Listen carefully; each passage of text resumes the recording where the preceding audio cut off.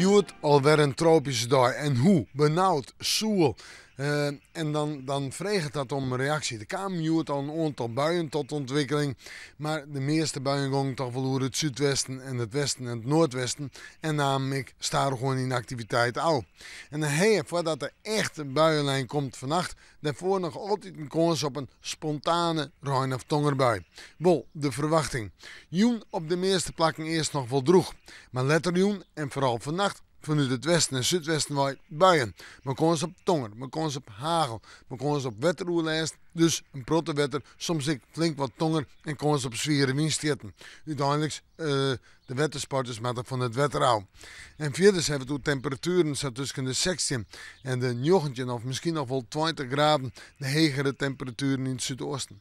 En dan de wind die draait letter vannacht naar het noordwesten en wordt dan sterker, matig en vrij krachtig. Maar dat pas letter in de nacht of morgendag. En morgendag heb ik eerst nog een paar buien of buiken, maar in de midden droegen we machine en de temperatuur staat tussen de 18 en de 20 of 21 graden.